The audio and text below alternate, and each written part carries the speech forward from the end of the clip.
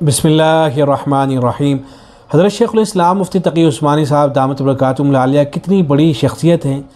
आप इसका अंदाज़ा इस बात से लगा सकते हैं कि हज़रत के ज़ेर निगरानी दुनिया भर में जो इस्लामिक बैंकिंग सिस्टम चल रहा है, जिसके बारे में हमें ख़बरें मिल रही हैं कि अब रशिया भी अपने यहाँ इस्लामी बैंक कायम करने जा रहा है। हज़रत ने दीगर उलमा के साथ ये जो निज़ाम कायम फरमाया है, इसने दुनिया भर में एक तहलका मचा दिया है और अमरीकी यहूदियों की तो नींदें उड़ा दी हैं। अमेरिका जैसे मुल्क में जो अपने आप को सबसे ज़्यादा तरक्की याफ्ता और आज़ादी इजहार राय का चैम्पियन कहता है, वहाँ के लोग हज़रत से इस कदर घबराए हुए हैं कि बाकायदा हज़रत के ख़िलाफ़ हज़रत को बदनाम करने के लिए इन लोगों ने मुहिमें छेड़ रखी हैं। इनको डर लगा हुआ है कि कहीं यहूदियों ने जो दुनिया भर में बैंकों के ज़रिए सूदी निज़ाम कायम कर रखा है वो तबाह व बर्बाद ना हो जाए। सुनिए इस हवाले से ख़ुद हज़रत शेखुल इस्लाम मुफ्ती तकी उस्मानी दामत बरकातुहुम आलिया क्या फ़रमाते हैं। हज़रत ने जो उन्वान कायम किया है वो ये है, अमेरिका में मेरे ख़िलाफ़ प्रोपेगंडे की मुहिम। फरमाते हैं हज़रत, जो गैर सूदी बैंकारी का काम आगे बढ़ा, इस्लाम दुश्मन मगरबी हलकों की तरफ से उसकी सख्त मुखालफत शुरू हो गई।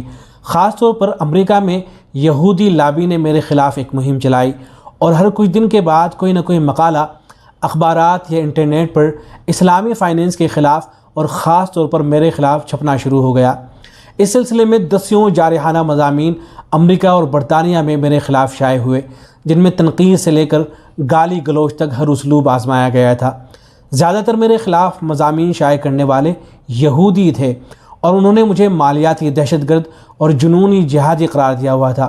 उनका कहना यह था कि इस्लामी बैंकारी दर हकीकत शरीयत को दुनिया भर में नाफिज करने के लिए एक मालियाती जिहाद है और इसका सरगना तकी उस्मानी है।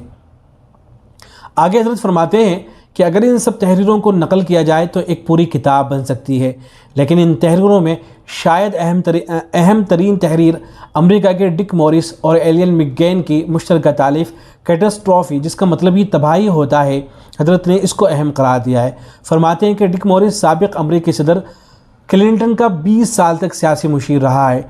इस किताब में एक पूरा बाब इस्लामिक फ़ाइनेंस के मौजू पर है।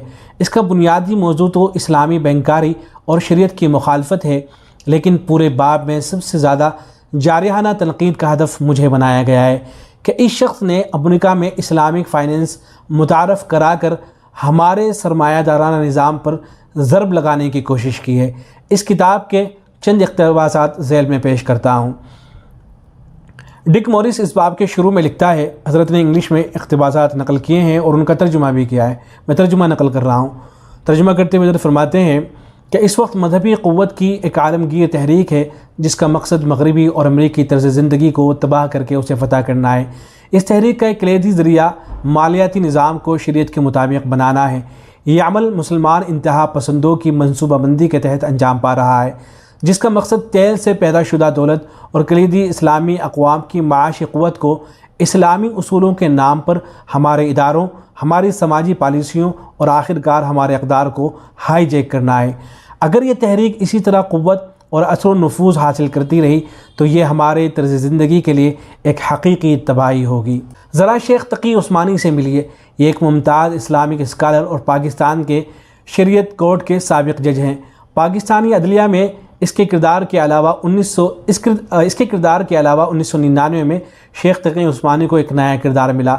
डाउ जोन्स HSBC और बहुत से दूसरे आला मालियाती इदारों ने इसकी खिदमात इस गरज़ के लिए हासिल की कि वो उन्हें मशवरा देकर अरबों डॉलर की दौलत की सरमायाकारी कहाँ की जाए। ये बात कोई मुख्तसर मुद्दत का तजुर्बा नहीं थी, बल्कि इस साल मार्च में डाउ जोन्स ने इस प्रोग्राम की 10वीं सालगिरह का जश्न बनाया है, अगरचे उस्मानी को हाल ही में इससे इस्तीफ़ा देना पड़ा। हज़रत शेखुल इस्लाम फरमाते हैं कि उसके बाद मुसन्निफ़ ने मेरा तफसीली तारुफ़ कराते हुए बताया है कि मैं इक़दामी जिहाद का हामी हूँ और इस सिलसिले में मेरी तरफ मुतादिद झूठी सच्ची बातें मंसूब की हैं। फिर उसने लिखा है कि 1987 में शेख तकी उस्मानी उन लोगों में से था जिन्होंने फतवा जारी किया कि मुसलमान सरमायाकारों के लिए कंपनियों के हिस्से लेने के लिए किन किन शराइत की पाबंदी लाजमी है। ये एक नया तसव्वुर था और पिछले सालों में उसने अमेरिका में अपनी मजबूत जगह बना ली है।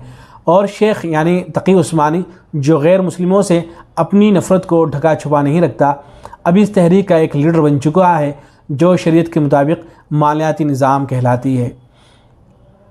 مسلمان انتہا پسندوں کو اتنی چھوٹ دینا کہ وہ سرکاری دولت کو شریعت کے مطابق سرمایہ کاری سے جوڑے رکھیں، حقیقتاً ایک خوفناک صورتحال ہے۔ ذرا تصور کیجئے کہ شیخ تقی عثمانی جیسے لوگ اس بات کا فیصلہ کر رہے ہیں کہ سعودی عرب، کویت، قطر اور دوسرے ملکوں کی سرکاری دولت کی بھاری سرمایہ کاری کن کن کمپنیوں میں ہونی چاہیے اور کن میں نہیں ہونی چاہیے۔ اس کے بعد آگے یہ شخص لکھتا ہے کہ ذرا ایک لمحے کے لیے سوچیے کہ کتنی بڑی تباہی ہوگی کہ وہ قیمتی دولت جسے مذکورہ ملکوں کے سرکاری اثاثوں کے فنڈ کنٹرول کرتے رہے ہیں، اسے کشش دینے کے لیے امریکہ کی کمپنیاں اپنی سرگرمیوں کو اس طرح تبدیل کر رہی ہے کہ وہ شریعت کے مطابق ہونے کی نگرانی کرنے والے انتہا پسندوں کو راضی اور خوش کر سکیں۔ یہ صورتحال ہمیں کنٹرول کرنے کی طاقت ان لوگوں کے ہاتھ میں دے دے گی جو ہمیں تباہ کرنا چاہتے ہیں۔ آگے حضرت شیخ الاسلام فرماتے ہیں کہ یہ اقتباسات کسی بازاری صحافی کے نہیں ہیں، بلکہ امریکی معاشرے کے ایک ایسے ذمہ دار شخص کے ہیں جو 20 سال تک امریکی صدر کا سیاسی مشیر رہا ہے۔ بازاری صحافیوں اور انٹرنیٹ پر لکھنے والوں نے تو اس موضوع پر پے در پہ مضامین کا ایک طویل سلسلہ جاری کیا ہوا تھا جو اب تک مسلسل جاری ہے۔ اس لیے میرے بہت سے ہمدرد مجھے یہ مشورہ دے رہے تھے کہ اب تمہارا امریکہ جانا مناسب نہیں، لیکن میں نے ضروری کاموں کی وجہ سے وہاں کا سفر جاری رکھا، یہاں تک کہ 9/11 کے واقعے کے بعد بھی میں امریکہ گیا۔